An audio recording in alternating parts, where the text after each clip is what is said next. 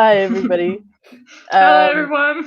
welcome, Mero Nervardia, to my channel. She's never been on my channel before. I think I've taken a clip from a stream we've done before on your channel and put it on mine. But I've welcome. had the pleasure of having Faye on my channel. Faye is lovely. If you haven't figured that out by now, I don't know what's wrong with you. But Faye is lovely, everyone. So Oh, my heart. one of my favorite ex-Muslims, to be honest with you. Probably my favorite ex-Muslim because she's awesome. Stop it. But Yeah. with those of my audience, and I don't know who of my audience wouldn't know Mero because we've chatted back and forth on Twitter, and I've spoken to the other unholy bitches back and forth as well. But for those of my audience that might not know you, do you want to give a little introduction of who you are and what you do? I am Meredith. My real name is Meredith. My nickname is Mero. And I also go by Nervardia. My channel's name is Nervardia. And I just do basically science and atheist style content. Over the past, gosh, it feels like it is all, no, actually, I think it is a month. I have been attacking the Anti-Theist International, which is a whole saga within itself. But luckily, I was like, I'm not doing that anymore. So I don't know if I'll be releasing a video this week because it's Thursday already. Normally, I've got the script written and all of my stuff sorted to film tomorrow. But life has caught up with me, so I might not be doing a video this week. But I did do a April Fool's and happy birthday to myself and my channel stream this afternoon with Unholy Sarah, who has been on the I didn't manage channel. to catch that because it was 5 hours ago and I was asleep. But I did notice that you put something up, so that's nice. Yeah, so it was good. It was good catching up with Sarah. Sarah is also lovely. She is lovely. Yeah. She was on this channel on Tuesday, I think. I've had a lot of streams this week.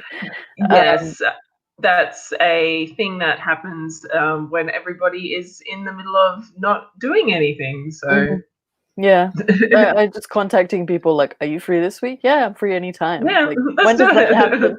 Never. Never. But anyway, there are two topics that I've been touching base with everybody that we kind of talked about before we started going live. How are you doing in isolation? Pretty well, because I'm not in isolation. I work in disabilities, which is considered to be an essential thing. And so I've been able to leave my house. And we're not on lockdown yet being the operative word. So so we're still moving, but I've been really, really pleased to announce that a lot of people have voluntarily gone into isolation, which is extremely it's so good. One, because everyone's getting together and hanging out and doing the right thing by staying home and refusing and not spreading the disease. And second, which is really good for me, there's not as many people on the road. So, it doesn't take me as long to get from my place to my work. So that's good, So I honestly think we should go into shutdown more often, just for my convenience, really. Which disabilities do you work with? Because I do similar, but I work in schools. I work in just basically all round adults, so people with intellectual disabilities, physical disabilities, mental disabilities, all range of people, from very high functioning to people who can't even talk, need help getting out of bed. So yeah, big range of people.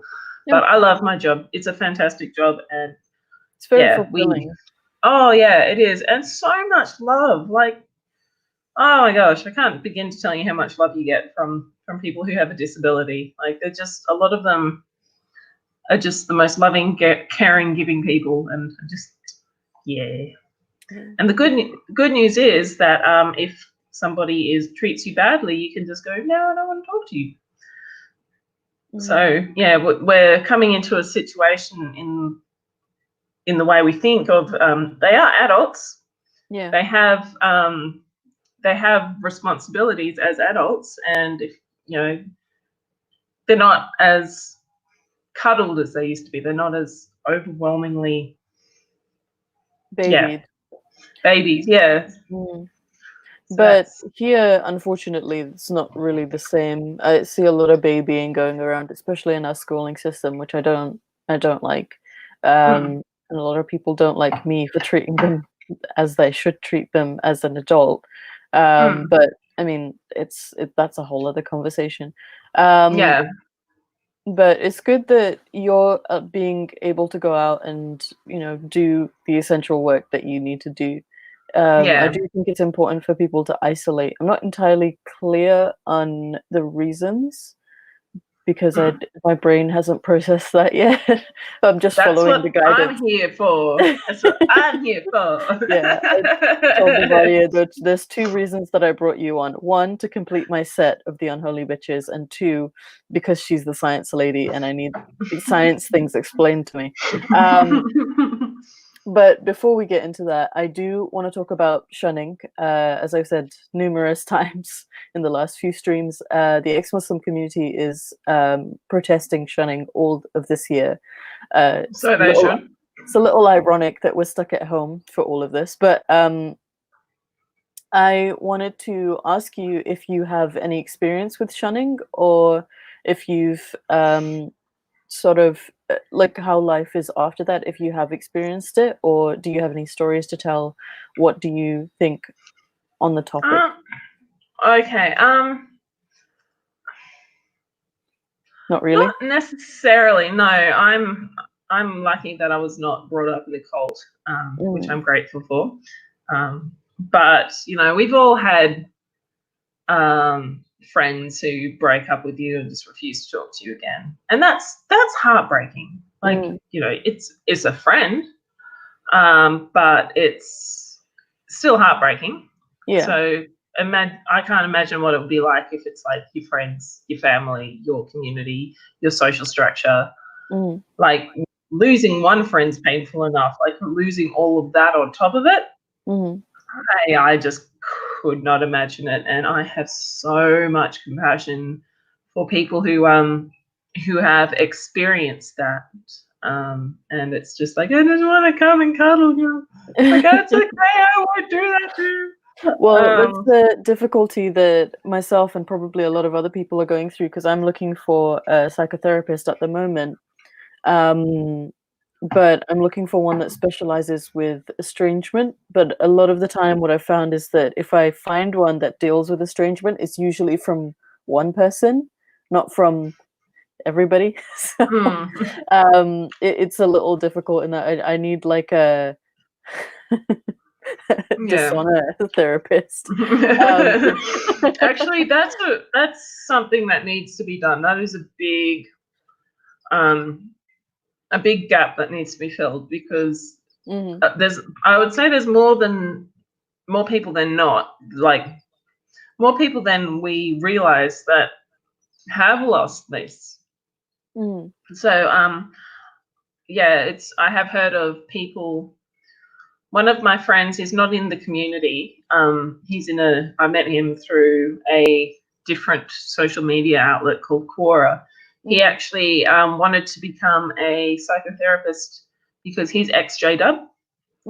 And so he's wanted to go into psychotherapy to be able to say, this is a gap that needs to be filled. There's not enough people here. And yeah, if somebody got their psychotherapy and specialized in cult indoctrination, they would earn a lot of money. They would earn a lot of money. Yeah, they would earn. Sorry. Yeah, so I just, in regards to shunning, yeah, just friends. I just had friends that just suddenly stopped talking to me, and that's a mind fuck in itself. Like, just and a lot of the times, like, it was over nothing. Or Yeah. I remember Mm-hmm. I would have been about 7 or 8. My best friend Mm-hmm. at the time, she was over at my place, and she was sitting on the couch, and I went into my bedroom probably to get changed or something like that. And I came out, and she refused to talk to me. Like, we were chatting and everything. I walk in to my room, walk out, no, and like that was a big mind fuck.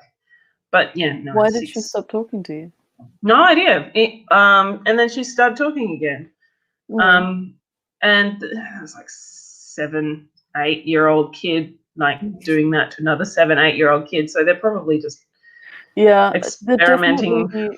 there definitely is a difference between drifting apart where you don't Mm, talk for a long time and then, you just don't know each other anymore, to you rely on this person and then suddenly they cut you off. yeah. There's a big difference. Um, Mm, and yeah, I've just experienced that left, right, and center. And what I've found is that I'm able to cut people off a lot quicker now, which I don't know if that's a good thing. Like if I know they're not good for me, or if they have a certain behavior that I don't particularly enjoy, I'm very good at just being like, I don't think this is going to work out. Like I need to not see you for a while, and I I don't mourn it as much. I think that's a healthy thing. I It think a is, lot but of it people. also kind of scares me because of my ability to cut people out of my life is quite Yeah, it's no, I can quite see why easy. that's scary, Mm, but I also think that's actually a healthy thing, mhm. because it's also like, how people complain about, oh, my girlfriend just ex-girlfriend dragged me along for 6 months and then dumped me over something I said 3 months ago. Um, that hurts as well. Mhm. But if you have that nice clean cut, and if it's just one person, you can rebuild from that. But if it's your entire community, it's a Yeah, little bit harder. yeah. That doesn't really Mm, work. I no. have noticed though, some of my family members from the beginning of the year, I don't want to say who or where because I know they'll get in trouble. They have been trying to rebuild bridges, and it's usually, again, I don't want to say, but it's usually a certain description of people, um, not the older ones. Out of uh, curiosity, yeah. do you trust it? Um, I go back and forth a lot. I want to trust it because I'm one of those people who just I give everybody a chance. I'll always give Mm, everybody a chance. Um, and I want to trust it, but it has crossed my mind, what if this is a ploy? What if this is a big mm, scheme so that everyone knows where I live and then suddenly, but like I have a pretty good not like security system, like there's no cameras and guns or anything, but I have other people who live in the house, so I have like 5 other people. So if somebody comes knocking on my door, and I don't want to see them, it's not going to be too hard for other people to go out and just be like, yeah, she doesn't live here, or she's not here, go away, sort of thing. yeah. Um, so yeah, but I don't know. I don't know if I trust it 100%. Do I think it will get me in trouble? Most likely, most things do. But I'm willing if it builds a bridge with people that I actually enjoy having in my life, as these people are. Then I don't mind. Sometimes the trouble is worth it. Mm, yeah. And it's scary. It's a scary thought to think that you're potentially being put in Yeah. in danger just because somebody's reaching My out to you. So something that I've been worried about for a while is that there's a lot of mental health issues in my family tree. And my father especially, I'm pretty sure he's got NPD. He hasn't been diagnosed, but he has been an antipsychotic, so he does have some um like, well, I can only assume psychotic behaviors. Um so I'm very wary of them, and I'm trying not to bring out all of that. So I get a lot of paranoia, and sometimes it's telling and I need to listen to it. And other times it's just pure paranoia. It's just pure survival instincts, and I need to put them away because I'm not in a survival situation. I'm just at home. And even with this home, I've spoken about it at length. Now people are probably tired of me talking about it, but I have a detachment to my home. I don't like being in it, which is why isolation is kind of fucking with me, because I've had to move so many times. So I have a little bit of a detachment, which is why no one has been in my home since I moved here, and I moved here in 2018. So I'm trying to, or I have been trying since middle of last year, to make it more homely and take care of it, and reinforce the idea that this is my home and I'm not going anywhere. Yeah. And it was actually one of my family members was probably the first person to actually visit my home, which is a big step for me. It's like, this is my home now. Look at my Oh stuff. wow. Yeah. It doesn't sound like a big thing, but for me it was a big thing. Like, am I really doing this? Am I letting somebody else into this place that I sleep in? Yeah, no, I know what you mean. Yeah, that happens a lot with people who do move around a lot. Kids that have army parents Mhm, just don't have a sense of home. mhm. Um, yeah, so I don't know. I can't help you with that one, but It's okay. get get Uh, a pet. Can you get a pet fish?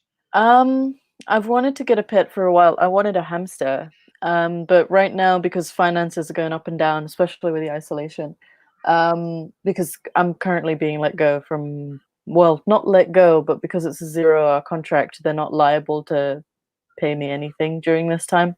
So Mm-hmm. I did intend to get a pet this year, but I don't want to mistreat my pet by getting it and then not having the finances to take care of it. Uh, Well, if you get a fish, fish yeah. are they're expensive to set up, but cheap Mhm. to Take maintain. care of, yeah. But Yeah. we'll see. I like the idea of having a hamster, like a little nocturnal buddy that I can just hold. You fish, you can't do that. No, but you can interact with them. Fish are actually quite interactive animals. Like they Oh, do really? really. Yeah, yeah. I had a series of Siamese fighting fish, and they were just yeah. And they were the best. It Uh, was so good. Like they would I come up and say hello and everything. I I could talk do to you have about my a first one. fascination with sea creatures, but I Yeah, like the uglier looking ones. I love them. I don't know what it is. They just have so much character. I think yeah, yeah. they make up for what they lack in beauty with their character. Like I love crustaceans, crabs, lobsters. I love like sea cucumbers, slugs, snails, shrimp, all of that. Have you do you know what a sea bunny looks like? I think I've seen one before, but I've forgotten. I haven't. I was okay. So I'm a little in a two minds about sea animals at the moment because I was watching. I don't know why, because I had this like grotesque fascination with it. There's this mukbanger on YouTube, and she eats live seafood. Yeah, Yeah, I didn't like. I watched one video and I was like, "This can't be real." And I did like a deep dive. I was there for like 2 hours in this, like, I was like grimacing. Part of it, I was crying. I was like, "Why is she doing?" yeah. This is all. No, I. I couldn't because I mean, I've eaten meat before. I've hunted meat. I've fished before. Like I understand, but also, being a vegetarian now is not saying much after saying all of that. But like me watching that after, I love sea life. Like it's the Yeah, one animal world that I'm completely enthralled by because there's so much variation. And I just couldn't. She had like this giant fish. I don't even know what it was, and I was like, I want to see a documentary about that. I do not want to watch you eat that. And I just, no. um, all multicellular animals have pain. I'm not sure about insects, but I'm assuming they would because they do seem to react to pain. But Yeah. yeah, they all of those animals that she ate probably were in absolute agony as she was eating them. Well, she was just, well, she also didn't know, like, she wouldn't kill them. That was the thing that got to me the Mm. most. Like, there was squid that she had that she would just rip the hoods off of them. I'm not going to say her name or anything. I do not want anyone to go and give her any kind of business. But she would rip their hoods off, and their eyes were just like staring at you. It was awful. So I'm like a little bit traumatized by that. Yeah, that is traumatizing. You're Yeah. traumatizing by explaining it to me. Yeah, and Oh, the thing is, I love octopi. I think that oh, they're they're. amazing I animals. want one. Like I I want to don't have blame one. you. They're incredible animals. They're beautiful. They can change color. They're so intelligent in the ways that they hunt. I know of an octopus that can like disguise itself with different kinds of shells and put armor on itself because there's I think they're called pajama sharks that will eat them. Um they're like these stripy that the pajama name is very fitting because they're like stripy, they look like pajamas, and they specifically hunt these kinds of octopi, and they've adapted so that they can put like armor on themselves Oh, through nice. shells and rocks. It's really cool. Yeah. So I love octopi, and I know that octopi, most of their nerves, I think it's like 3/5 of their nerves are in their tentacles, and the way that she was eating them was from like the bottom up, and I couldn't. I couldn't. Mm. And oh, it's Yeah. If you ever hear someone say, "Oh, it's okay, it doesn't feel pain," they're wrong. they're so wrong. No, They what I are kept very hearing, wrong.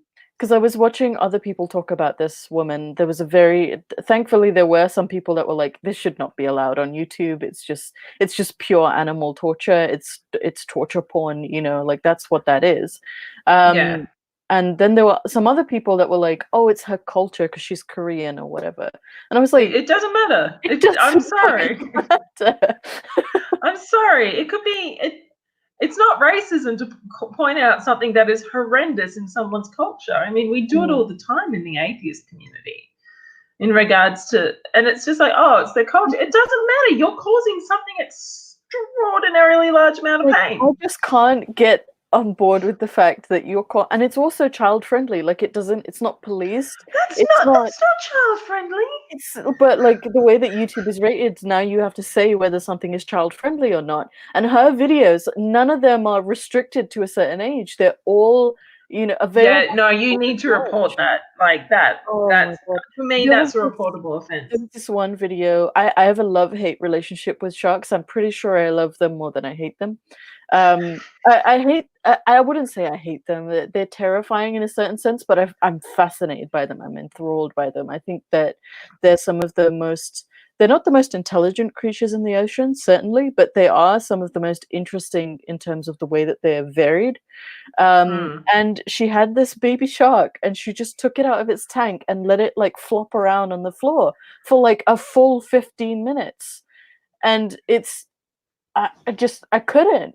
I couldn't. Yeah, no. That's actually there's a type of fetish called vor, Yeah, and it's if the definitely it's playing that up. yeah, which is the fetish is like watching things get eaten Mm, alive, and that's that, and God. that's yeah, no, sorry, that's animal cruelty. I'm calling it. Fuck her culture. Her I need culture to. needs to change.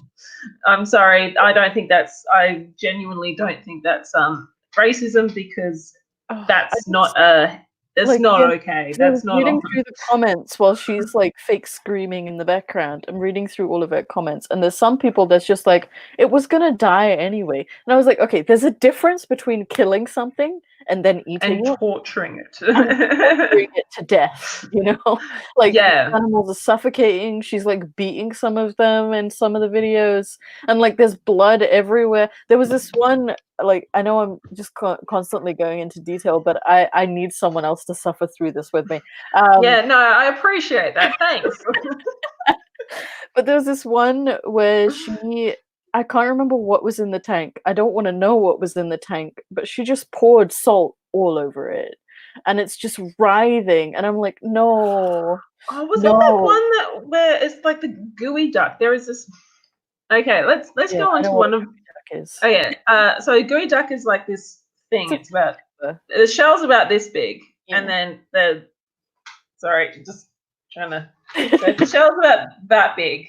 Yeah. The head is about that big, and it looks like a penis. Yeah. And she just dipped it in like hot, what's it called? Oil? Oil? Yeah. Is that the chick? No, I think that might be a different one. That have been actually more merciful than this woman, because she just had a tank full of water with these. I think they were eels. I can't remember. And she just poured like a bucket of salt on them, and they're just like writhing in pain. And actually, with sea creatures, their tolerance for stress is so much lower because they didn't have to adapt to land where we have a lot more stress. So for them, it would have been even more painful and just traumatic. And obviously, they died because she ate them. But oh, I can't. Can we get off this subject, please? Because Yes. it's disturbing me. It's disturbing me. Okay. But I have reported her, but I don't. The thing is, I'm in two minds because I also don't want to bring more people to our channel. Because when I was looking at our content, I was very careful to just go through like commentary channels and like compilation videos. Like I did not want to give her any traffic because she has like 31 million subscribers or something. Like she gets a lot of views. Yeah.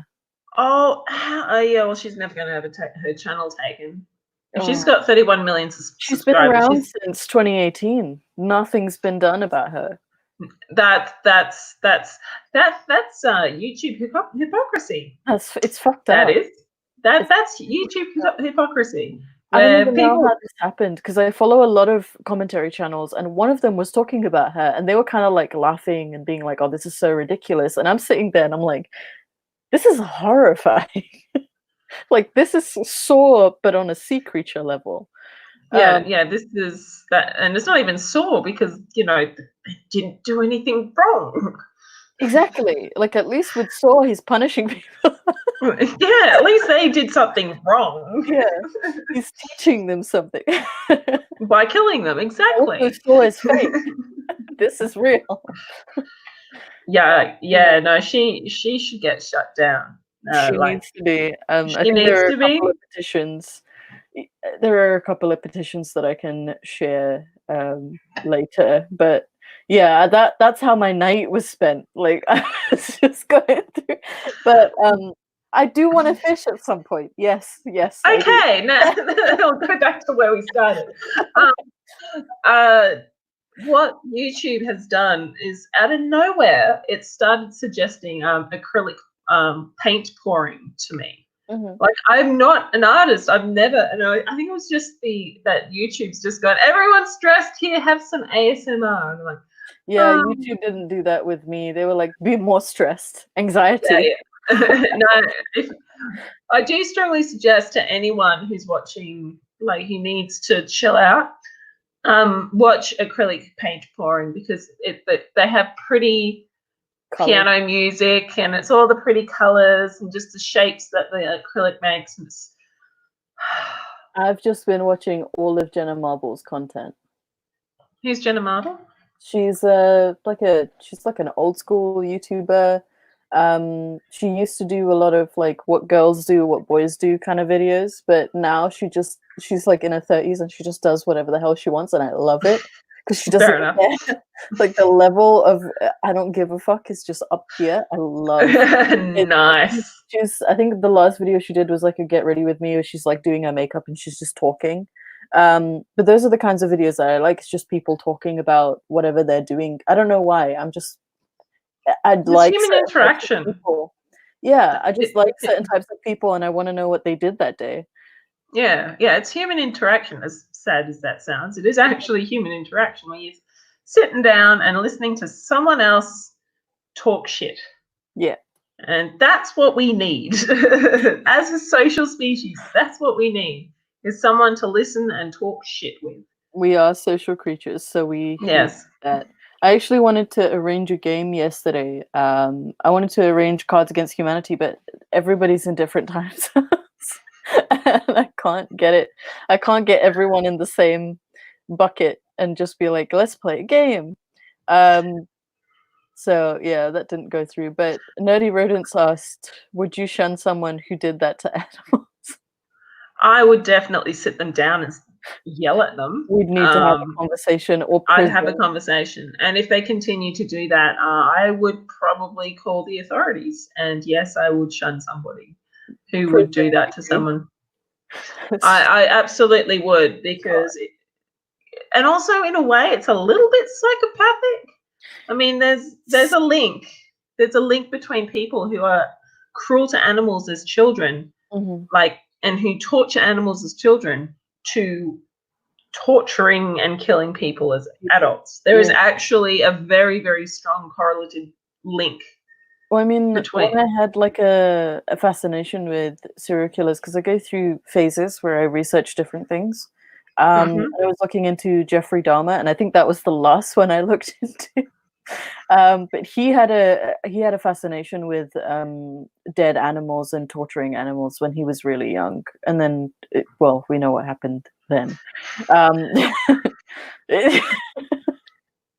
yeah, it's just what strikes me as bizarre is that in the UK, I'm not sure about other countries, but in the UK, you can only be put in prison for about 6 months for abusing an animal. And for me, animals are way more vulnerable than people because they're animals. They don't. Yeah. Especially something like a fish. Yeah. In a tank. That is true. Yeah. Like, you get the animal, it is your responsibility to look after it. Yeah. Like, speaking of animals, do you want me to go and get Lucius? Yes. I want to see your snake. All right. I hope I did give him a rat yesterday, so he still might be digesting it. That's or if you hear me swearing, he's probably just decided to try and eat me. So I will be back either with a snake on my hand or a snake attached to said hand. So I'll be back in a moment. Keep people entertained. We got to keep the bread and circus going. I leave that open for inquiry until an answer that's more humane could be agreed upon with ease. After all, I'm still a bit effed up from my last bout of attempting rational thought. You know what? There's so much that I fuck around with in terms of rational thought. I was watching a lot of Muslim content last night as well, because I wanted to know what that community thought about this whole virus situation. And he's still digesting his meal from yesterday, and if you get him out before they finish digesting said meal, they can vomit, and that will burn their esophagus and stuff. Yeah. And not good for the animal. No. And does he like have it sit in his stomach for yeah, I saw a little lump, right side lump, and when I got him up, he sort of like, rather than him trying to come towards me and say hello, more like, oh well, come towards me by going, I want food. He was like, oh shit, she's in, and he backed in. So it was also, he very clearly said, nope, I'm not coming out. I'm like, all right, sweet, good thing, good idea, mate. I really want a snake. I think a snake could be fun. Like, I want like a little grass snake or a little banana snake. But I know that snakes don't really feel anything. Oh, they don't have any love. I don't think. Fear. They have endless amounts of fear, but no, they're not even all that scared. Like, Lucius is the friendliest little guy. He, as I said earlier, he likes to try to eat me on multiple occasions, but he's quite a friendly little guy. But they don't. I don't think they have the intellectual capabilities of being able to love. They don't. But they very much have a dinosaur brain in that their emotions in their brains are very, very primitive. They don't have the neocortex and all of that to process emotions.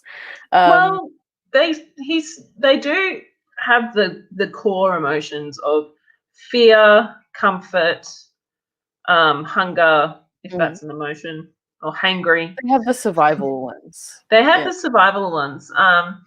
So, for example, when I get Lucius out, and I have somebody who he doesn't know very well, and I give him to that person to play with, he'll sit there for a bit, and he's chill. He's happy to sit there. But if I put my hand near that person, he goes onto my hand really, really quickly. He just goes because he's more familiar with you. Yeah. Yeah,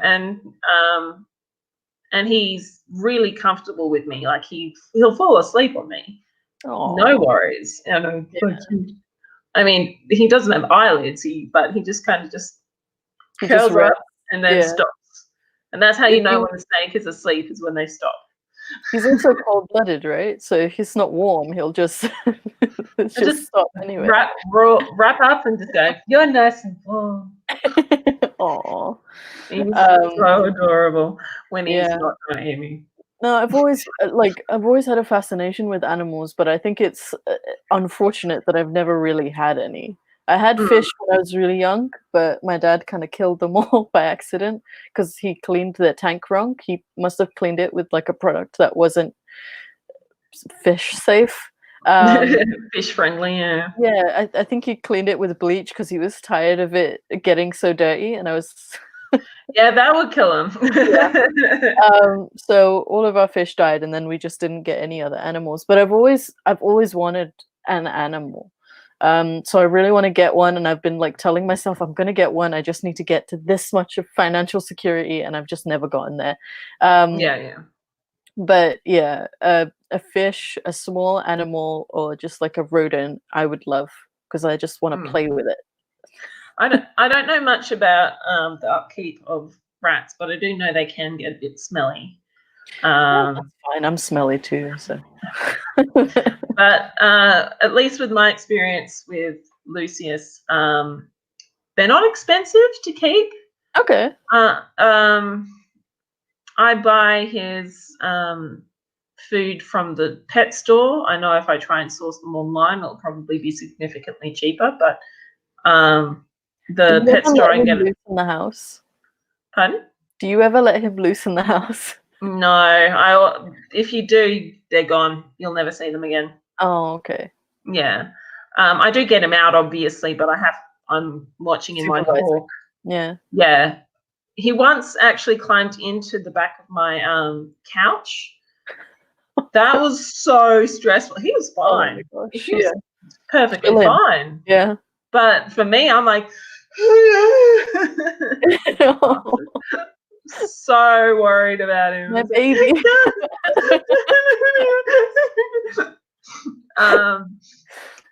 And what was the other thing that we did? That's probably the closest thing to him escaping was. But they don't take up a lot of space, like about the same space as a fish. Okay. But the difference between a snake and a fish is that you can actually take them out.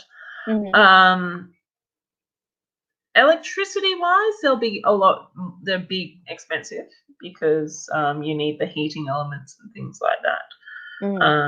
So if you put it on a thermostat, it won't be as bad as it would be if it was just like cold. Well, if it was just going the whole time. And also that's better for the snake as well. But you feed them a mouse a week or a mouse every second week, depending on the snake and how often they want to try and eat you. And they cost about $2 or $3 each, depending. So, for a coffee a week. Yeah, it's not bad. No, it's not bad. Did you get him as a baby? I did. He was 30 centimeters when I got him. So. Oh, he was the size of a ruler. He was, and he was so small. And when I first got him, he tried to eat. The first time he tried to eat me, he was racked up and he could fit on this finger. Oh. And he was just like, oh my god, when you're 30 I mean, this centimeters, is horrible, but you could wear him as an accessory. you almost could.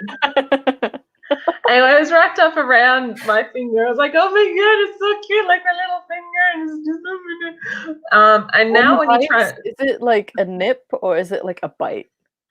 it's a bite, but it's about as painful as. Actually, no, it is less painful than scraping yourself up against a brick wall. You know when you you're walking next to a rough brick wall and you get your knuckle and you're like, oh god damn it. It's less painful than that. So it's not, and when they do strike, it's the snake. It's like the snake was here, and then the snake's on your hand. Like there's no time to react. It's more like, oh hey mate, oh fuck. It's literally your reaction. There's no chance of. That's how I would translate love, though. Yeah, it is. It's yeah. Because like I've taken care of dogs and like cats and things, and I really don't mind the biting and the scratch. I think it's just me and my past just being used to people abusing me and me loving them. But not good. No, it's not. But I mean, it's animals. They don't know. It's just dummy dum-dums, you know. They just bite you, and that's how they love you. They don't know how to show love any other way. Well, it shows that he's comfortable with trying to eat me, like, you know. Yeah. I mean, he's small enough that he won't be able to swallow you whole in the middle of the night, so. No, well, that's actually that. I know what you're thinking of. You're thinking of the snakes lining you up to eat you. Mm-hmm. Yeah, no. Total bloody sorry, get that out of your brain. Ain't gonna happen at all. Full stop. No. Totally. I've watched a lot of documentaries about snakes. I'm not as fascinated by land creatures as I am with sea creatures, but I do enjoy watching reptiles and pythons. I think it's pythons that can like unhinge their jaw, and yeah. That's also another myth. Is it a myth? Yeah, that's a myth. A few months ago, when I did the official unveiling of Lucius onto my channel, someone asked, is it true they unhinge their jaw? They actually have a specialized jaw. So if you look here, so you've got if you look at human, it goes down like that, and that's just one jaw bone. Yeah. Snakes actually go down here, and they have a ligament and and their jaw. So they don't unhinge their jaw. Like they don't dislocate their jaw. They actually have it as a joint. And also they have their chin is not a connecting jaw-like house. So that allows them to, when they eat, they can open their mouths and their chin spreads apart, and like if you look underneath the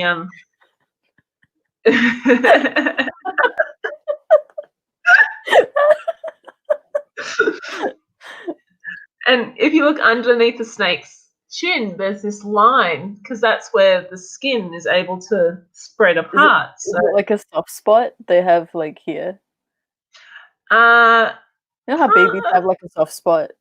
It's not like the head, no. That's where the bones fuse together. That doesn't happen on a snake. A snake, it's more like it's like a pleat almost. So the skin itself is like when the mouth isn't shut, that isn't open, and they're not trying to eat you.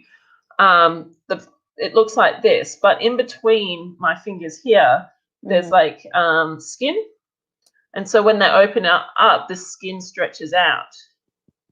So it's like very, very, very well evolution. A lot of lizards have that as well. Like a lot of lizards have like that pleated chin. Yeah, that allows them to eat. Yeah, I've been much looking larger things. into a little bit of science because I have so much time now. But my university is offering like free like little short courses, and I've been looking into because I'm very interested in natural history and evolution and things. Very ironically, I'm very into it. So I've been looking into it, and I keep thinking like anytime I see an animal, because I really, really do enjoy them, I really wonder what that adaptation was for. Like why the pleated like jaw. Like the only thing I can think is that they hunted things that were bigger than them Mm. or like You got wider. you got to be careful of that. Why is this got this design Mm. attitude? Because sometimes, actually, a lot of the times, there's no reason. Like this, Yeah. so it's like the story. I think they called it the story. So here I am thinking of a course that I did 4 years ago. So Mm. bear with me. I could Mm. be wrong, but they did say in that course very clearly. They go, evolution is not a why. Does not explain the why. It just explains the how. How? Yeah. And so if that sort of idea of the story of why it's like that, it's kind of the whole idea with evolution is that a lot of people go, oh, it had this aim to get there, and it's like There's evolution no is plan, actually random. really. No, Yeah. there's no plan. Evolution is random Yeah. on the mutation side. It's totally random, but it's guided by natural selection. So we did not randomly become like we are today, hairless apes that have massive brains and want to destroy the planet. We like it. There wasn't a direction, Mm. but we filled ecological niches throughout our evolutionary history Yeah. that made us more adapted to become hairless apes with massive brains that want to destroy the planet. The planet could very easily have not evolved us. Mm-hmm. And And chosen a well, different. not yeah. So I was thinking of doing I've been thinking about doing this video for quite some time, explaining protein folding. So do you know what a protein is? A protein. So it's a type of enzyme. It's been such a long time. Okay, all enzymes are proteins, but not all proteins are enzymes. Mhm. Okay, so a protein is a chain of amino acids Yes. that's folded. So an amino acid is your tryptophan, your histamine, your oh gosh, it's 20 of them. Can't a lot of them aren't coming to brain. Just remember tryptophan. Is like saliva a protein? It would have proteins in it, but it's a mixture of lots of different chemicals and molecules and stuff. Like you'd have water, you'd have enzymes, you've got other proteins, sugars, and things like that would be I know in it's an this. enzyme, but I don't know. Yeah, it has enzymes in it, but Mhm. it wouldn't be an enzyme. Okay. So, and basically what happens is your DNA is what tells when your cell does its thing, your DNA goes, okay, this is what you need to make. And so you have three lines of the DNA ladder. Mhm. It's called a codon. And that codon tells the DNA transcriptase to go, oh, I need this amino acid. And so you've got this amino acid then becomes strung together. Mhm. And due to entropy, it just kind of like collapses into itself and makes a shape, like makes a three-dimensional shape. Mhm. Some three-dimensional shapes are like, it's like, you've got your helixes, you've got your sheets, you've got all of these sorts of things going on. And if you had a mutation in the DNA and the codon, so let's say one one codon would go to be for tryptophan, for example. Mm-hmm. Then that trip and says, oh, I need a tryptophan here, but then there's a mutation and it says methionine, which is the stop codon, which is the one where it's like, hang on. Hello, Meredith speaking. Good, thank you. How are you? I am at home. Am I supposed to be somewhere?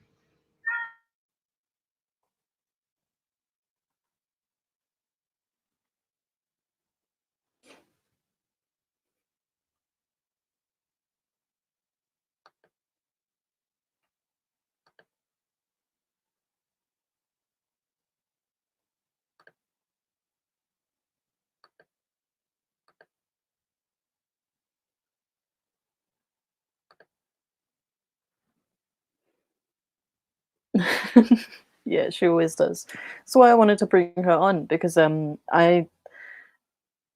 not the most scientific person, for those of you who didn't know. And I want to know more about it, but sometimes it completely goes over my head unless I have someone making direct eye contact with me and explaining it to me. And it's good because it's like morning-ish, so it's sinking into my brain a lot easier. Sorry, Okay? that was just on call going, oh, it's okay, you don't need to be at work. I'm like, oh, that's good because I've been drinking alcohol. I was supposed to be at work, but my other workmate actually showed up to work, which the person that I was filling for showed up to work, which was that's good. Yeah. Yes. This COVID-19 has destroyed my ability to organize myself. Oh, can't relate. I'm more organized now than I ever was, because I'm a very disorganized person. Not really, not when it comes to like meetups and conversations and things, but in terms of like the rest of my life, yes, very disorganized. But it's just made me slightly like I have more of a pattern now, whereas before, because I have like a lot of issues, like I wouldn't eat some days, other days I would eat, and then it would just become, and it's not necessarily because I didn't, like I have a thing in my brain that's telling me not to, it's just I forget and I'm just too busy doing other things. But oh yeah, I feel that. Like my chores are more on point. I'm vacuuming more, I'm doing more things in the home, so yeah, I've gone the complete opposite. I've been like playing computer games, not been cleaning, not been going to work because everything's just completely ruined my brain. Well, I think like whichever way my life is going, I always want to do the opposite. So if my life is super ordered, I just want a certain level of disorganization.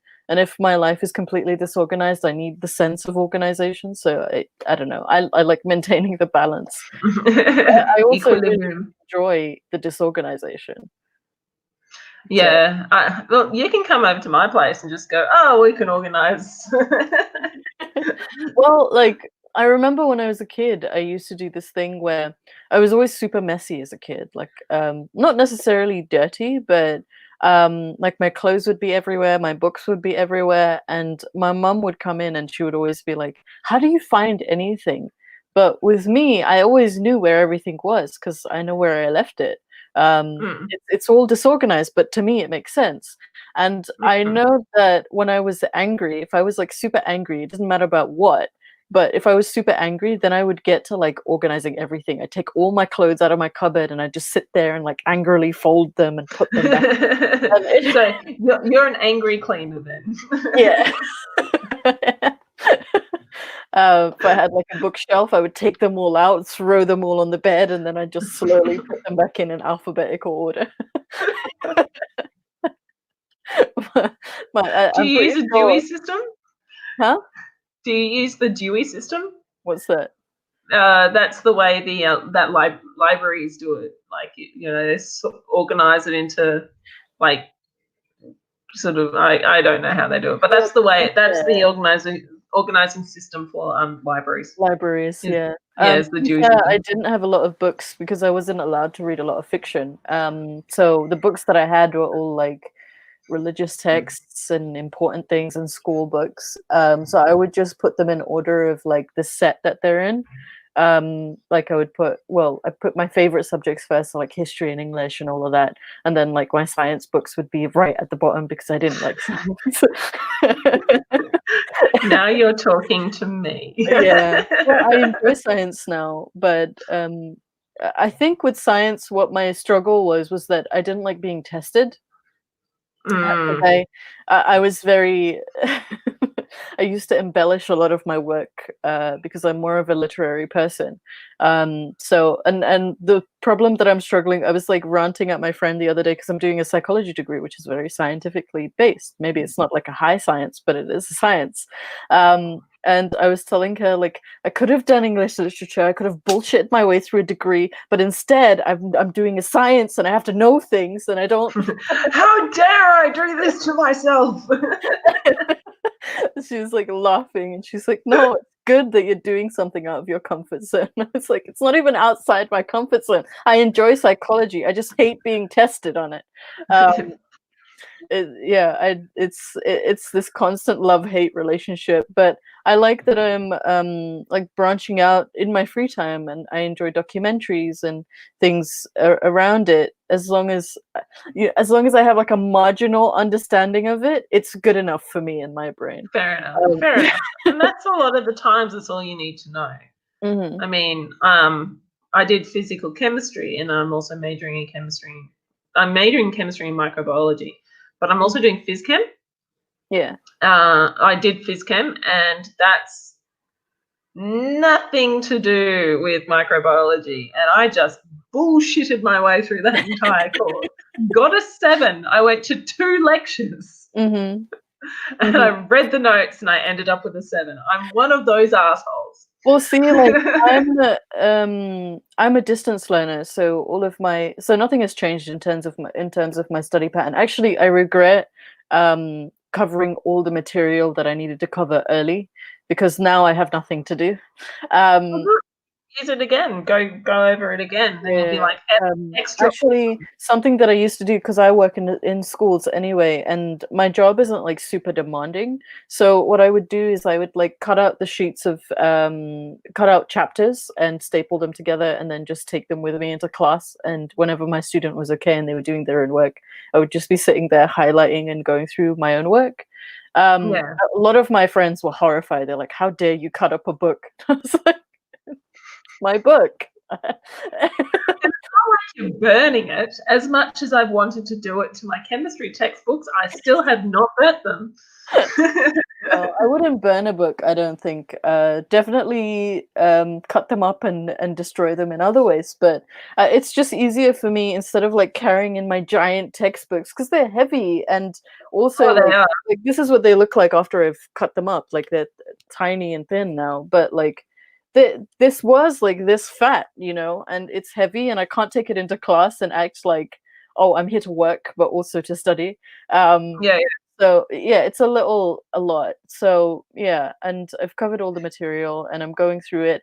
But what I found is that because I'm an asshole and I know how to lie really, really well, I was really, really good at doing like history and English because even if I didn't believe what I was writing, I could bullshit my way through it. But with psychology, because there's specific key terms and specific topics that you have to touch on, and there's loads of different ways of writing something. So you have um, like reports, you have scientific reports, you have experiments, you have like all these different things that you could possibly write. It's just sometimes it goes over my head and I get fed up and I'm like, you know what? Even if it hasn't reached the word limit, I'm submitting it. I can't look at it anymore. I'm done. yeah. But yeah, my all of my tutors, I think the moment, because every year I get a new one, at the moment they meet me, I make them very aware. I am not a science student. I am gonna bug you at every fucking second that I can get because I don't know what I'm doing half the time. um, but Well, they, I would uh, make it clear. Well, maybe not make it clear, but if I were you, I'd be like, okay, I don't know anything, but I know I can learn it. hmm Okay? yeah, that's Being very much my attitude. And Yeah, I yeah. don't Just know if don't, my tutors like it or not. Sometimes they're like, "Oh, that's so inspiring," and other times it's like, "You're so fucking annoying. Just submit your work." I don't care anymore. I think like the last time I called, because again it's distance learning, so I can just pick up the phone and call them, which I don't know if it's a good thing for them or not. I think they Well, prefer me to email because then they can get to it in their own time. But sometimes I'll just pick up the phone and I'll call them. They'll be like, "What?" what do you want, So woman? like give a big sigh into the phone. The first words out of my mouth are just like, "I'm so sorry. I know I've asked you this like 7 times, but I still don't get it."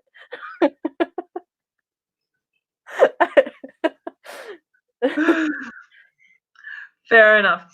So, Yeah. did you want me to go on with protein folding? Yes. Oh, okay. So where was I up to? I was up to yeah. So mutations. That's right. Yeah. So when there's a mutation in the DNA, which is the thing that tells the what amino acids. You need a board. You need a Yeah, white.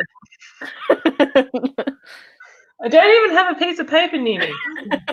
Okay, so basically it goes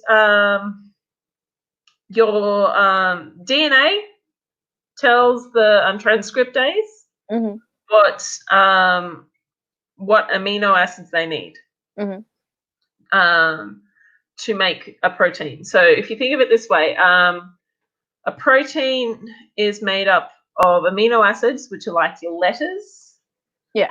of the, and then Is it like ACG, D? Is that no, DNA that's the coding? codons. They're Yeah, the DNA codons. But yeah. I'm talking about the next level up. So your DNA is like when you press the button. If I So get some props. okay, so pretend you're typing. Pretend you're typing. Yeah, okay. So when you want to write hello, Yeah, when you press the button to put H, yeah. that tells the writing program that you want the letter H, and Mhm, that's your DNA. Um, so the amino acids are the letters, okay. and the protein is the word. Oh, that makes sense. Yeah. So when you've got, but your protein is just a chain. Mhm, But after the chain is long enough and it starts to fold, yeah. it becomes like a particular shape. Mhm. So this is kind of the analogy is going to start breaking down here, but I want Okay, you to I'm try and following. think. Yeah. Yeah, try and follow what I'm trying to say. So let's say you're typing and include the space bar as a letter. Think that the space bar is a letter. So you're writing hello, how are you, blah blah blah, and you're typing your thing. Mhm, When you look at a paragraph and you look at it from a long distance, it makes a shape. So what happens is that that protein, that mhm. amino acid chain, which is the protein, which is the letters. Wait, wait, wait, So, wait. So yeah, is it like the Matrix? It's just strings of code? yeah, kind of, Okay. yeah. So Not really, kind but of, but okay. not really, but kind of. If that makes it easier for you to understand, that makes it easier for you to Sure. understand. So after it's made this chain of amino acids, so this protein, like the sentence, Mhm. um, it starts to collapse into a three-dimensional shape, and that is still a protein, but it's turned from a string, and it just kind of collapses down into a three-dimensional shape, and Mhm. that's what the protein is. So the final protein, and Yeah. some proteins stick to other proteins to make a quaternary structure. So you've got your primary structure is the string. Mhm. Uh, the secondary structure is the first fold, and the tertiary structure is the final fold, and then you've got the quaternary structure is when they kind of stick themselves together. Okay. So hemoglobin is a quaternary structure because there's four bits and they're Yeah. stuck together. I think that's how it works. Oh, it could be. They're like like magnets, like puzzle pieces. I don't know. I Yeah. feel like I'm No, way out. exactly. Okay. That is exactly right. Okay. Okay, so I That's have a question, and again, I might be way out of left. This coming right. from another place. But I'm going to say something first. Okay. I could be wrong. It could be primary, secondary, tertiary. I think, yeah, actually, I think it's primary is string, secondary is collapsed, tertiary is stuck together. I think that's how it works. But yeah, I think. Don't forget, this is 4 years ago. How do atoms fit into this? How do atoms fit into? Perfect question. Okay. So an amino acid is like it has a base kind of Uh-huh. structure. Like they all have a particular thing. Mhm. It's a nitrogen and other bits and pieces, and then it's got a chain of different types of atoms.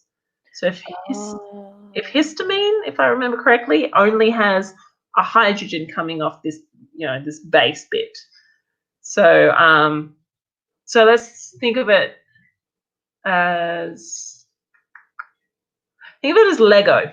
Okay, so ignore the analogy that I talked about. I'm just going to be talking only about an amino acid right now. Mhm. So let's say your amino acid is just a red brick of Mhm. Lego. Every single other amino acid has a red brick, but depending what's, you can have one is a yellow brick and another one might be a blue brick, Mhm. and then one could have a little bit of other bricks or whatever. As long as they've got that red brick, Mhm. they're an amino acid. So some amino acids are really, really big, like tryptophan. It's got an aromatic ring. Is it an aromatic ring? So an aromatic ring is a six-sided Hexagon? six-carbon ring. Is it an aromatic ring? Is a six-carbon ring? Like a hexagon? Yeah, like a hexagon. Yeah. And they're very big as molecules go. So they're tiny, but they're big as molecules go. And then you've got other ones. If I remember correctly, I'm pretty sure it's histamine. Has only got. Before you move on, not Joe Witness asked the question. Yes, cheese does have protein in it. Actually, Isn't everything that's alive is protein, Yeah. basically, because that's the building blocks of all the Wait, cells. so do plants have protein in them as well? Really? Yep. Oh. Yeah. It's because we've got to step back and think that it's not just it's not just animal products that have protein. You've also got plants also have proteins, like structural proteins, for example. Mhm. Your hair is protein. Yeah, it's dead though, isn't it? Keratin? Doesn't matter. It's still protein. Yeah. Your bones are protein. Your skin's protein. Anything. It's basically everything that's structural in your body is made up So of that's protein. organic. Yeah, pretty much anything that's organic has a protein in it. Is that the right word? Yeah. Yeah. And so these the Lego blocks. If we go back to the Lego blocks, you've got different shapes coming out, and that will change how the protein folds. Mhm. So people who have soft nails, for example, it's a structure, keratin. Yeah, Yeah, it is keratin. keratin. Yep, It's the same material as your hair. it's your hair. Yeah, so keratin structure. If it's got lots of sulfur in it, if I remember, because you've got cysteine, which has a SH group attached to it. Mhm. I can't remember if it's lots of sulfur or not a lot of sulfur. Can't remember. Actually, I think it's with lots of sulfur means that they can sort of stick together. So if your body, your keratin in your body, Does sulfur have a lot of? I can't remember how many bonds sulfur can make. it's 6. Is it 6? Yeah, well, it can make technically it can make more than 6, but its outer valence shell is 6. Yeah. And it's big as well. So the sulfur bonds are quite strong. I'm pretty sure, now that I'm thinking about it, I'm pretty sure that sulfur is if it has lots of sulfur bonds, the stronger your nails and hair is. But if your genetics say don't make as many sulfur bonds, your nails are soft, and I've got really soft nails, and that's why.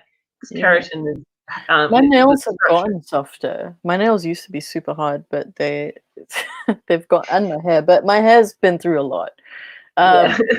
So that could be more of a environmental thing. Yeah. So that's an example of how keratin, how a genetic mutation can cause a change in compared from one person to another. Is how soft and hard your nails are, your fingernails and toenails are. So, like, people not being born with appendixes or with wisdom teeth, is that also a mutation? Yeah. I'm essentially a caveman because I've still got my appendix and I have all 4 wisdom teeth in my face. Most people are. Most people are. And because we are now starting to remove teeth artificially and appendixes artificially, the evolutionary pressure to get rid of them is being relieved. So if we keep doing what we're doing, we're never going to get rid of our wisdom teeth and our appendix. Yeah. Well, like, I mean, mine are still all here, but I think appendixes, if they burst, they're quite dangerous, though, aren't they? Yeah. Because they break down raw meat. It's the appendix is like a little place where good bacteria get stored because they don't. So after a gastroenteritis, for example, the bacteria that gets flushed out while you're doing your stuff will repopulate. Will repopulate your gut. So we do need our appendix. We still do need our appendix, but it's like, if we get rid of it, it's nothing major. Just, you might need to take some probiotics after you have your appendix out. Another one, isn't it? Like, people get removed. They get them removed, but they too are actually really, really important for our immune system. Because that's how you know. Yeah, that's. I'm currently listening to an audiobook called Gut, and it's really quite an interesting book. And this woman's got a PhD in medicine, and she's talking about gut flora and things like that. And it's fascinating, absolutely fascinating. And that's like I was listening to it this morning. Like, as someone who essentially grew up without much of a scientific background, I mean, all of it's fascinating. I'm just like, anything I hear, I'm just like select Jordan or like we like that's possible. That's not possible. That's magic. Like like, even because, like, the science that I know is mainly to do with cosmetic, because I know how to, like, dye my hair and things, and all the things I learned about, like, hair science sounds so dumb, but, like, hair science, keratin interacts with different chemicals, so, like, with bleach compounds and stuff like that. It's so interesting, but, like, it completely just boggles my brain that it didn't go in first. Like, oh no, it just makes your hair yellow. No, there's a process.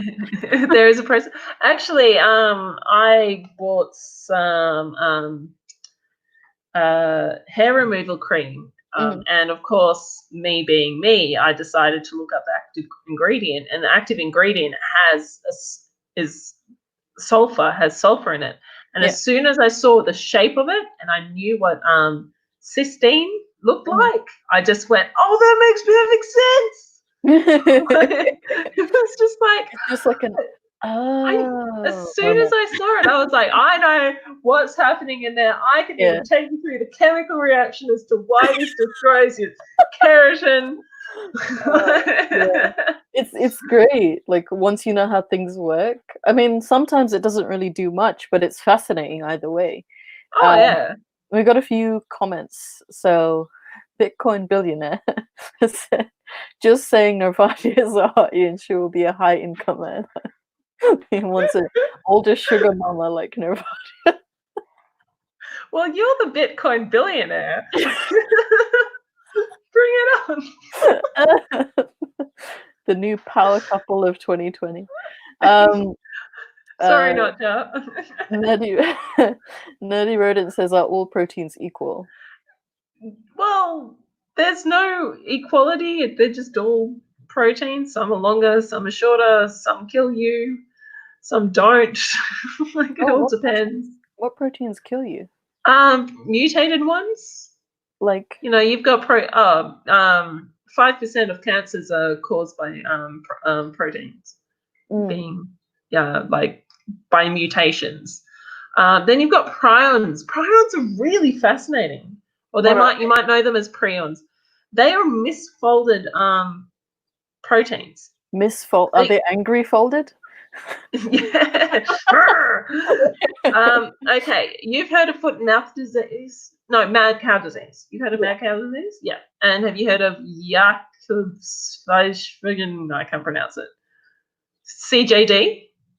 No. Christoph Jacob's disease or something? Okay, it's the human version of mad cow disease. Okay. So what it is, is when a protein goes from the alpha fold to the beta fold, which is a different type of folding. It misfolds, and then it tells the proteins. Sorry. It angry folds. No. I was thinking, my mind went somewhere else when you said alpha and beta. It's just like it's a simp protein.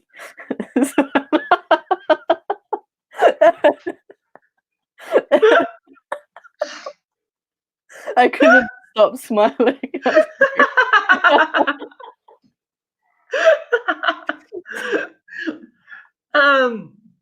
Anyway, so what I'm gonna mute me. Sorry. So what it does? You got me started now, woman.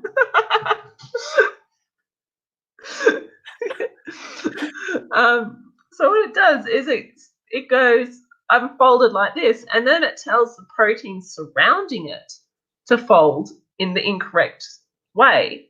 And it usually happens in the brain or in the nervous system.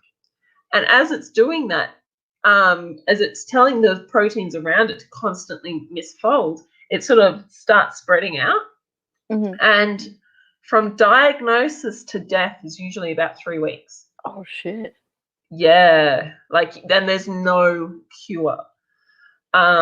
So that's, and there's also, you can't sterilize for it either, because proteins don't die like bacteria do, or viruses. Aren't there ways to break it down though? Not medically. If you get one of those proteins, just a single one of those proteins, because it's infectious. This is an infectious disorder. If you have one that has not been destroyed, and you do a process with that particular disease, disease protein on another person, you've just killed that other person.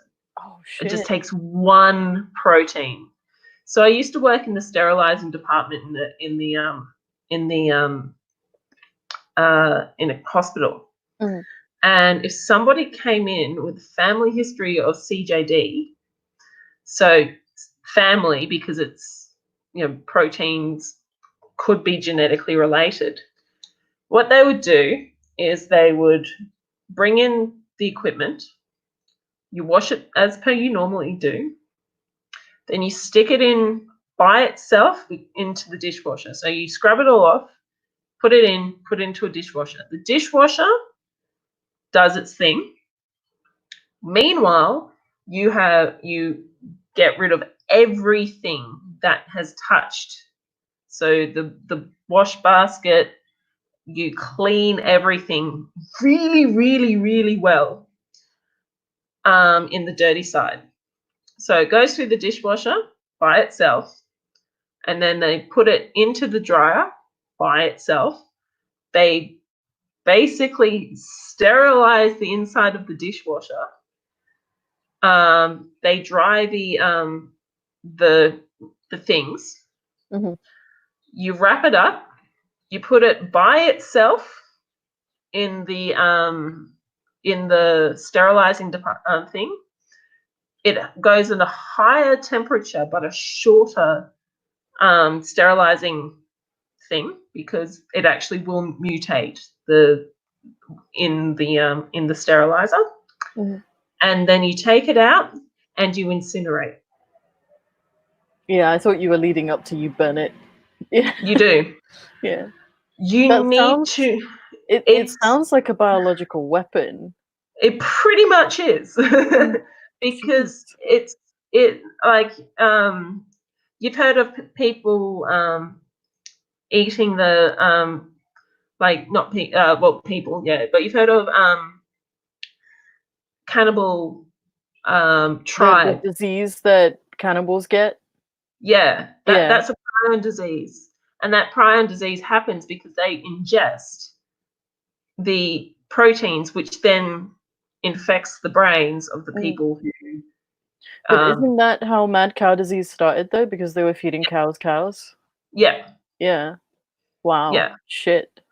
That's why if you've been like in Australia, if you've been to England in a certain time period, I think it's like the late 80s to the early 90s, when mad cow disease was the big thing, they won't take your blood. They will not take your blood. You are not allowed to donate blood. And the reason being is that if you've eaten a cow that had been infected with this prion disease, Mm-hmm. and it can take years to pop up, you will you could give that to people who've you could give those prions to people who are receiving the blood. Mm-hmm. What does mad cow disease do? I've forgotten. It basically rots the brain, because the proteins have misfolded, and it's telling the proteins surrounding it to misfold. And as soon as a protein starts misfolding, it stops being functional. So it just basically just rots the brain, and that's why I said it's slow to start, because you've got one protein. Yeah, but then it multiplies, right? And then it multiplies. So that's why I said from diagnosis to death is usually about 3 weeks. Shit. Yeah. And you can't get rid of it. That's like there's no cure. fascinating though. Yeah. Yeah. So that's like it's awful, obviously, but like it's so cool. It is. It's welcome to chemistry. It's super interesting. So we've got a question. Is eating meat animal cruelty? Depends on how you kill the animal. I don't think it's animal. I don't think eating meat is animal cruelty, because the animal is already dead. Yeah. But it's the way you treat the animal and the way you kill the animal is where the morals is for me. Yeah. Humans have, not humans, our ancestors have been eating meat for the past 2.4 million years. Our digestive system is built on being able to consume meat. That's vegans are right in the sense that we can survive without eating meat, but it's a very difficult and very strict diet that not many people do well. And the fact of the matter is that humans have been eating meat for the past 2.4 million years, but we've been eating grains for the past 10,000 years. So our digestive system is built on being able to process these proteins. So I do eat meat. I will say that. I do eat meat because when I don't eat meat, I get very, very sick. And I would like to eat less meat, but the fact of the matter is I get very, very sick if I don't. So what I do is I make sure that I buy free-range animals, like free-range chickens that are RSPCA approved. I very rarely eat red meat. I just don't like the taste of it. When I get my milk, I get it from really high quality dairy milk farms. I try my hardest to shop ethically. Yeah, because I think that's the main thing. I mean, I've started a vegetarian diet as of January, mainly because I think the most natural way to consume meat is to kill it yourself. That's just my thought. Because I don't really enjoy the industry at all. Oh no, the industry's horrendous. It's horrible, not just on like an empathy level, but also in just like a hygiene level. It's awful.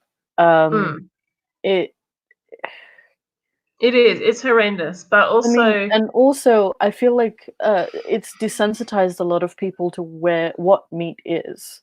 I think there have been a bunch of people that I've spoken to who will act like me saying that it's better to kill your own meat is like, what? Like, you eat meat, that's what it is. It's a dead animal. Like, get over it. Go on. I want to say something in regards to veganism. I don't have an issue with veganism. I have an issue with militant vegans, though. Everyone does. I do. And one of the things that I really cannot stand is the propaganda coming out. There is a particular person I'm thinking of right now, and if you don't know who I'm thinking of, then you don't actually hang around the community very often. There's been a few mentions of him in the chat. They retweeted a video of a cow milking carousel, going, "How is this natural?" and rah rah rah, making out that it's the most evil thing on the planet and the animals are being tortured and stuff. Milking carousels are really, really, really, really, really, really, really, really humane. Because what happens is the cows go, "I want to be milked." They walk on and they stand in the carousel. They go around and then they get milked, and then they walk off.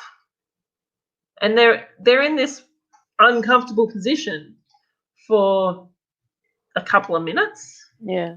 And but the thing is, the cows when they hop on the carousel, they've got their the hay in front of them, so they're eating, having a good time. They go around.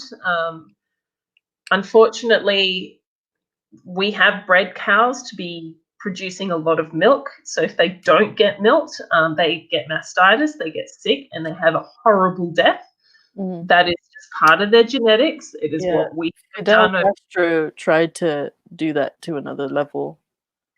Yeah. He was really obsessed with cows and milk. and unfortunately, that's how it's turned out to be. But the thing is, these cows, if they weren't being raised and looked after by humans, they would die horrendous death. And yes, there is a lot of issues that I have, but we have to make note that this is how it works, and this is where it is. This is where we are now, and it'd be more cruel to not have this situation. So if you're going to get any information from someone who is a militant vegan, I very strongly suggest you double check that information, because that our carousel is very humane, incredibly humane. Yeah. I've been to a couple vegan events just because I like to know things. I like to check them out. And a lot of them there were not militant in the slightest. They were just vegans. They were just showing off some products and businesses and different things, and they were giving out samples. There were a lot of supplements going around. And I remember there was one pamphlet that was around cow's milk and whether or not it was healthy for human consumption. And obviously they have other replacements like coconut milk and almond milk, and I think soy milk is another one. But I don't know if they're healthier replacements to cow milk. I don't know. I don't know. Soy is a bit up in the air with being healthy. More and more people are coming out to have the soy intolerance. Lactose, technically speaking, we shouldn't be drinking it because, you know, the older you get, the more likely you are to be lactose intolerant, because you should stop producing lactase, which is the enzyme, the protein that breaks down the sugar lactose. So anything that ends in OSE is a sugar. So cellulose, lactose, galactose, anything that finishes in OSE is a sugar. Anything that finishes in ASE is the enzyme that breaks down that particular things. So you've got lipidases, breaks down lipids or your fats. You've got proteases, breaks down proteins. You've got your carbohydrases, breaks down carbohydrates. So lactase breaks down lactose. And so as you get older, we shouldn't be drinking more lactose, and therefore the genetics kicks in to stop producing lactose. So as adults, you're more likely to produce to become lactose intolerant. However, there's also like a racial thing, right? Like more Indian people and African or Black people are more susceptible to lactose intolerance. I think Asians are also. I think Asians tend to be, like, of Asian descent, tend to be more lactose intolerant. So that's, you know, more genetics and things like that coming into it. And when so in regards to it comes down to the individual, to be honest with you. If you don't feel sick after drinking milk, you should be fine, because you've got your lactases are working.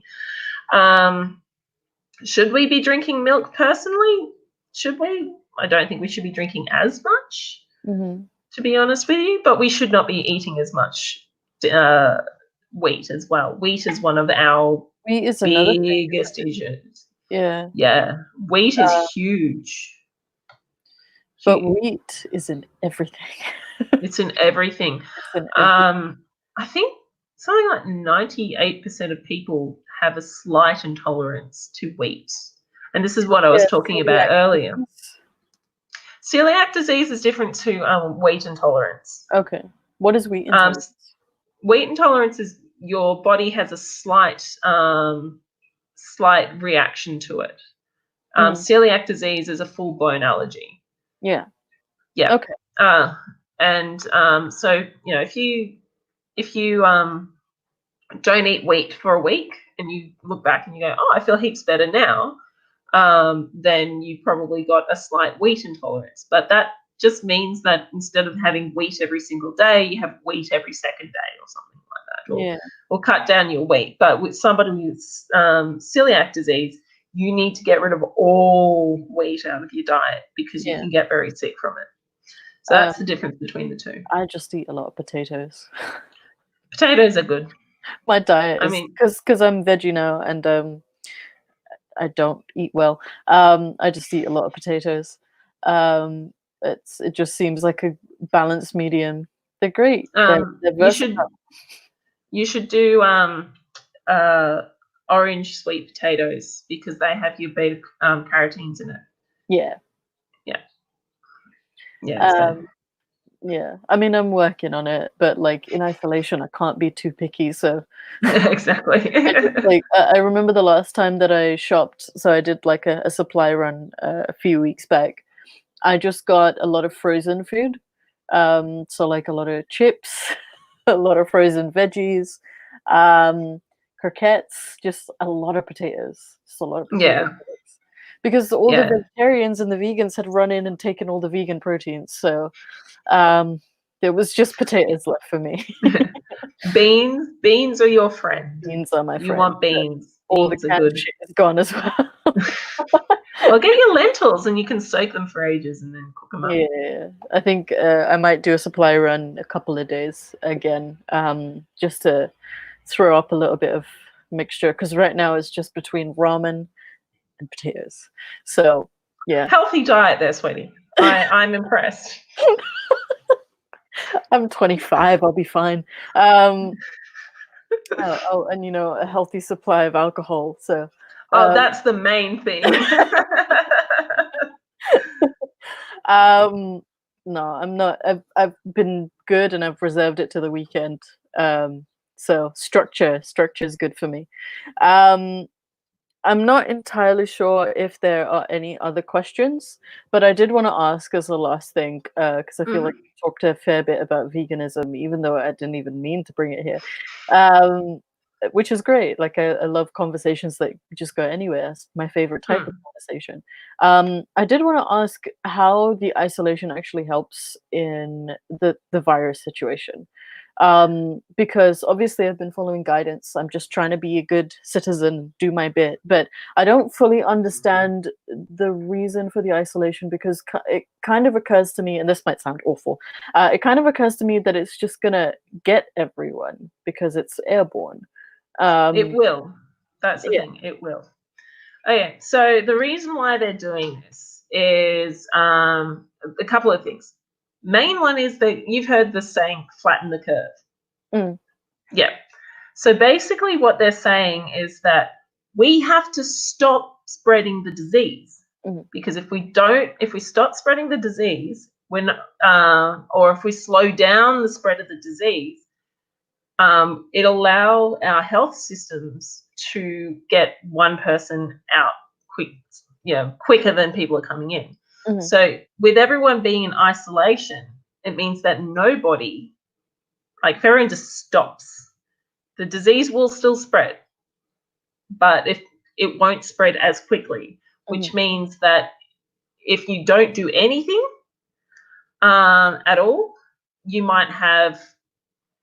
Okay, I'm just pulling numbers out of my ass. So I'm going to do ridiculously low numbers so we all know that I'm pulling numbers out of my ass. mm, So let's say you've got a hospital that with 20 beds that services a town of 20,000 people. mm, Let's say, again, ridiculously low. These are just numbers I'm pulling out of my ass. Do not quote me at all.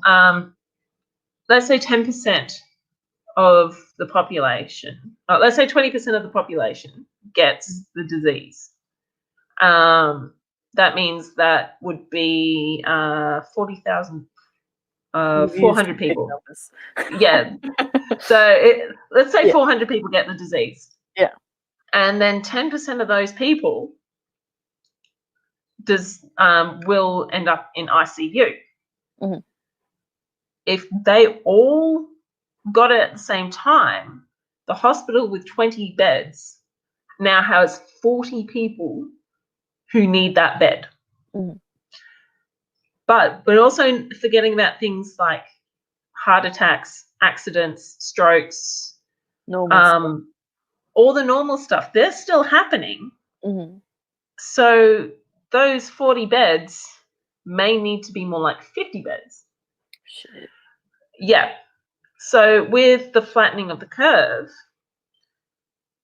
going back to the same numbers, if you go and slow it down significantly, if the same numbers happen, it won't all happen at the same time. So you've still got the 40 people will end up in ICU, but they might do it over the spread of over 2 or 3 weeks rather than on the same day. So that means if that person in ICU requires 3 days in ICU, again, numbers being pulled out of my ass, that means that you can get that person out and home when the next person comes in. Oh, okay. Yeah. Yeah. So everyone's going to get it, probably, but that just slows everything down, because what's happened in Italy, for example, they basically told the nurses and the doctors, you're going to have to triage, meaning you're going to have to choose who lives and who dies. So if someone comes in who needs a respirator, if you full up and a 65-year-old grandmother and a 25-year-old mother of one comes in, who are you going to whose life are you going to save? Because if you've only got one respirator and one bed, who are you going to save? Are you going to save the 65-year-old grandmother who has 4 grandkids that they look after? Or are you going to save the 25-year-old mother of one? It's a trolley problem. Hate it. It is. It's and that they had to do that in Italy. They were saying this is literally like a war zone because they've got to do it. Also, with the slowing down of the disease, it also buys more time to be able to release a vaccine. A vaccine. We're not going to see a vaccine for this until 2021. However, if we slow things down, and maybe, who knows, we might get a breakthrough that brings it from mid 2021 to early 2021. That means that you're going to be saving a lot more lives. Also, another reason why we're self-isolating and trying to stay apart from people is that if one person gets it and they stay at home because they've told to and they were good, congratulations. Because the odd thing about this disease is it's infectious disease.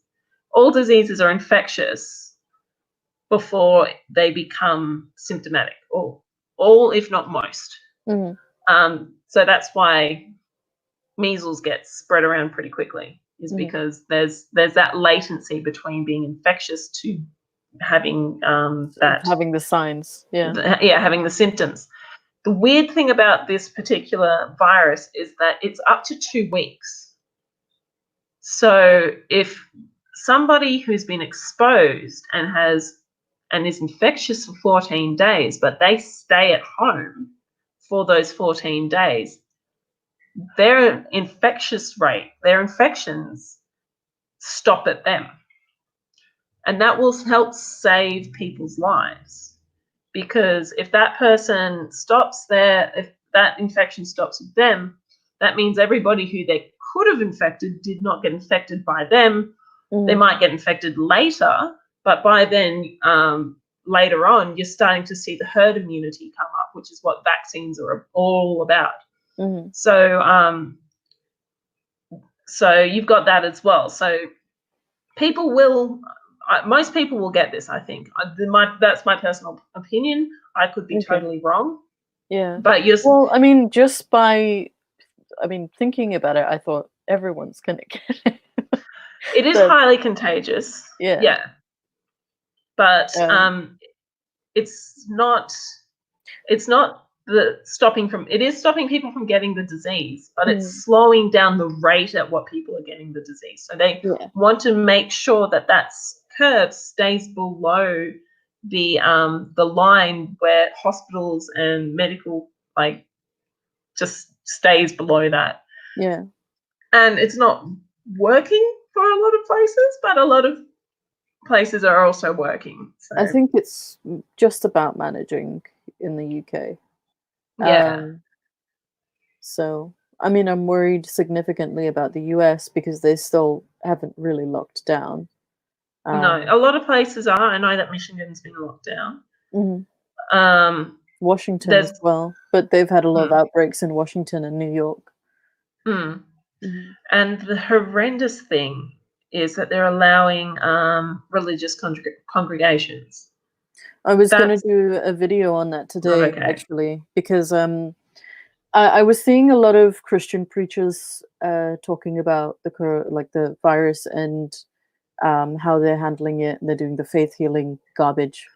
Um, but I was wondering, like, the Muslim side is being awfully quiet about this. So I wanted to look into it, and thankfully, a lot of the things that I found on it were good. They were like, wash your hands, stay inside, pray to God, all of that stuff.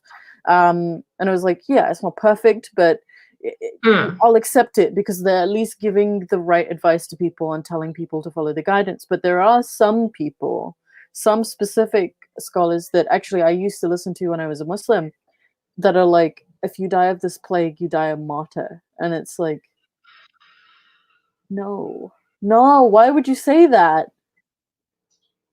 It's They're also disgusting. they're also calling it a plague. It kind of is, though, to be honest with you. It is, but I think it's just feeding into that hysteria that The I word the word pandemic is a scary word, but mhm, not actually. Do you know what else is a pandemic? flu Yep, the flu. and chicken pox. But You've got that's what I'm saying. When you call something a plague, it's a lot more scary than if you call it an epidemic or a pandemic. well, pandemic is probably got the same amount of You think so? yeah. And for me, if you say plague and pandemic, for me they're equivalent levels of. Oh, um, but I don't know. I think when I, this started happening, I was very ignorant. I was treating it very, very not very well. Well, I mean, I was following the I will guidance. admit I was the same, but now Yeah. I've learned more. I'm like, oh my god, I can't believe I did Well, like I that. remember one of my friends was freaking out about it, and rightly. Well, I'm not the kind that freaks out anyway. I'm a pretty calm person. The building could be on fire, and I'm the only one that's walking calmly out. Everybody would be like, "Why are you so late?" And I was like, "Because I was following the signs. I'm not gonna run and knock people over. I'm not that precious about my life." But And it's she people was. like you that will actually, if everybody behaved like you, Mm, more people would live. we can only hope. But I think my friend was freaking out, and she was like, "I really hope they lock down London." And I remember, and I feel really bad about this now, but I remember I said, "It's in the air. You can't lock down the air." Well, you can kind of stop the spread from happening Mm, because it can survive in the air for a long time, which is yeah, and on why they plastics and surfaces, from what I've heard. yeah. Yeah. Um, so couple of the things. Well, I'll myth bust. I'll go back a few seconds because this is something I really, really, really want like people to understand. Mm, I'll myth bust the word pandemic because everyone thinks of the word pandemic and it's terrifying and it is a mm, scary sounding word. Pandemic means like there's a lot of subtleties and different definitions, mm, but the broad umbrella term is a pandemic is a disease that has crossed international lines. mm, So, for example, if you get a disease in Belgium that also pops up in France, that is a pandemic. Even if it just sticks to Belgium and France, that's a pandemic. mhm. Um, because it's crossed international borders, and that is the broad umbrella term. There are subtleties and things like that, but if Wouldn't that be like all diseases then? Because of that's what globalization and. Yeah, yeah. Like it's not just So that's SARS and Ebola and COVID, it's everything. literally everything. Chickenpox, Measles, measles. bubonic plague. Yeah. So exactly, the bubonic plague was a pandemic. Mhm. Still is a pandemic, actually. Keeps Is this popping up still every. around? Oh yeah, it's still around. Yersinia pestis is the bacteria's name. Oh, okay. Um, Wait, so, 'cause I didn't know that. I know we just talked about mad cow disease, but a question arrived. But, like, is it still a disease if it's caused by a protein? yeah, by prion. Yeah, yeah. If Oh, it's a okay. disease, that's why they call it prion disease. Yeah. So Are there any other diseases that are caused by proteins?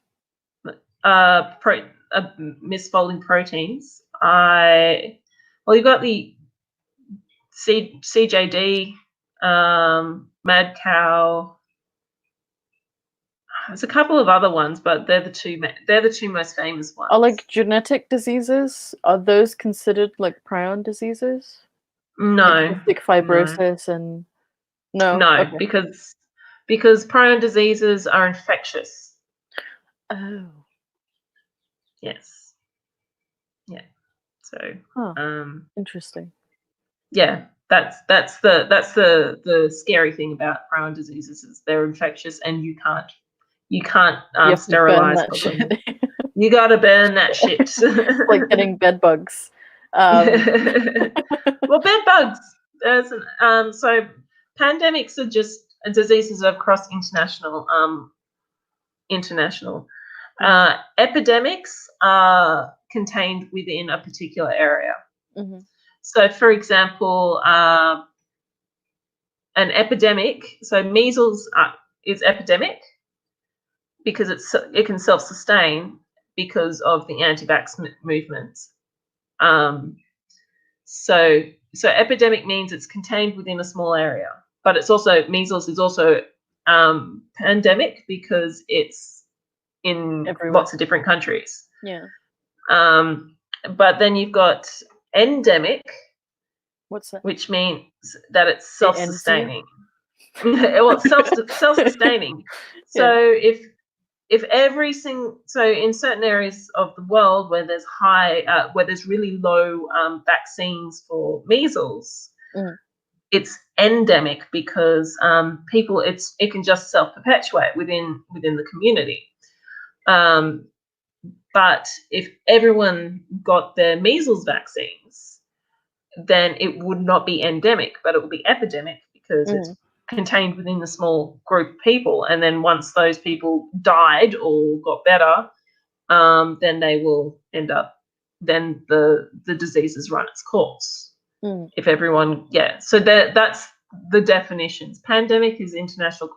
Again, subtleties, and it will change going by who. Like there's subtleties, but that's like the umbrella term is pandemic, international lines, epidemic within a particular area, endemic, self-sustaining. Mhm. Okay. Yeah, Cool. Awesome. I learned so much today. Um, there is one thing that I just wanted to make a funny comment on. I haven't seen yeah. a lot of anti-vaxxers around recently. I really hope that these people actually like. So diseases do kill people. Brother, I didn't know that. Oh, I haven't seen them around, which I'm happy about, but I'm also like, where's the drama? Where's the drama Yeah, in Corona I've been season? waiting for the anti-vaxxers to come out. um, Yeah. I don't know. One of the things I'm okay. I'm going on an anti-vax rant because Go for okay. it. One of the things that a lot of people don't know about measles is that it causes something called immune amnesia. Mm, So what it does is, so everyone knows that acquired immunity. yeah, So when you get the disease, you're not going to get it again.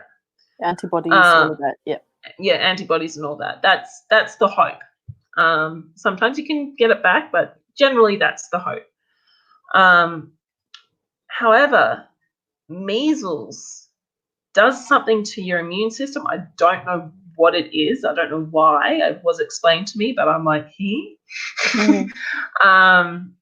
where it causes the immune system to lose those antibodies that it's produced. I think what it does, it basically wipes out all of the it's one the of memory those. immune cells. Yeah. It's So like a I think computer virus. It it like fucks you up literally and then is. it erases everything.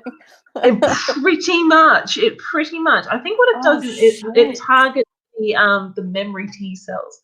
I think that's how it causes your immune system. So your immune system isn't suppressed, but your immune system has forgotten. That's why they call it immunity amnesia. That's And fucked. it is. That's fucked because then you can get everything again. Yes. And so if Sorry. you if you have this disease, if you have measles and you've already had chickenpox, you can get chickenpox again.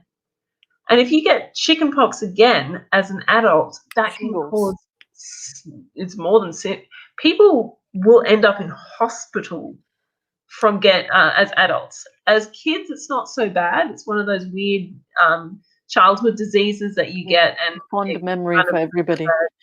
yeah. There's also, by the way, there is a varicella, which is your chickenpox and shingles vaccine. Mhm. So if you haven't had chickenpox, go bloody get this This disease. don't get the disease, the vaccine. Go get the vaccine. Yeah, go and get the vaccine. If you've had measles, go get your vaccines, because that's what will happen with your immune system. It wipes out, and it's something, I think it's like up to 75% of your antibodies that your body has previously created can be destroyed.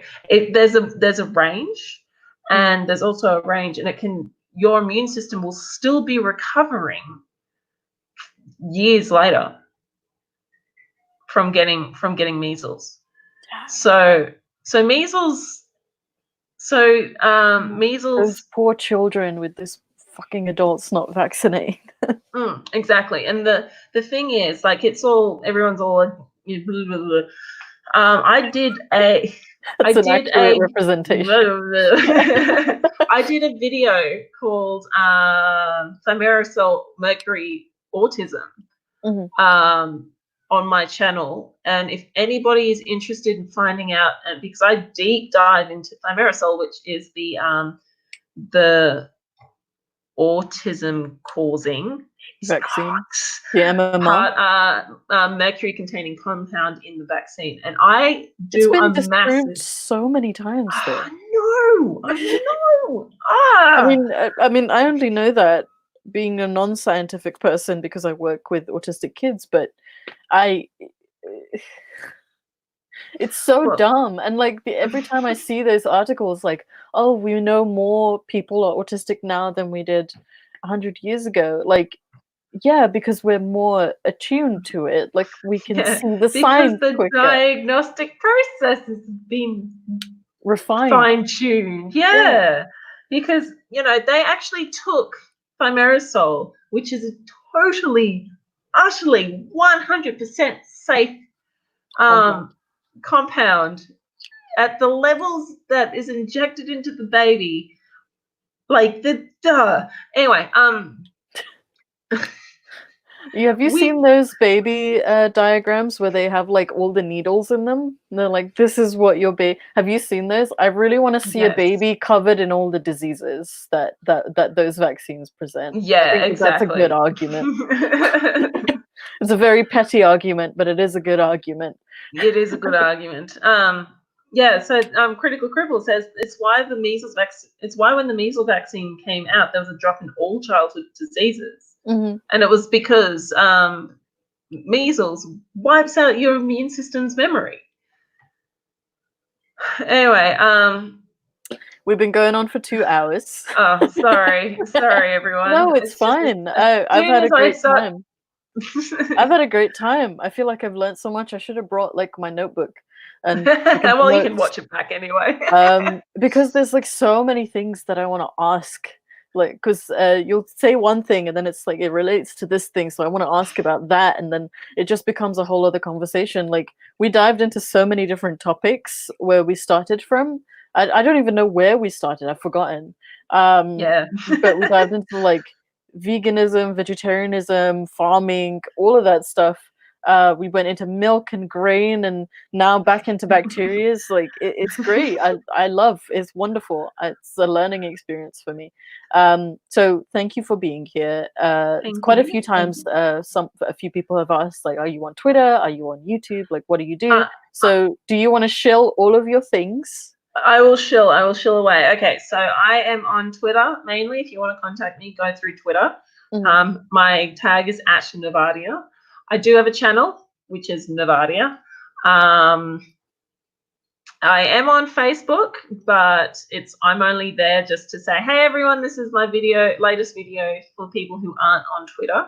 Mhm. It's just so you can contact me, but there's like a 2% chance of you actually Are catching you on me there. Instagram?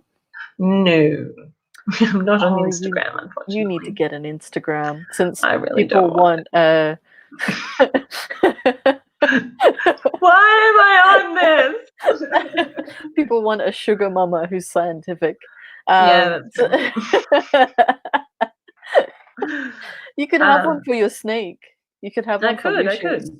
I might actually get another snake. I'm still tossing up, but I think I'll get it. I'm probably a Stimpson's python. So Oh, okay. thank you, Dave. Critical Critical has put everything in. Oh yeah, Yeah. I've got Patreon as well. She's got a Patreon, so keep that money rolling. What would you name your new snake?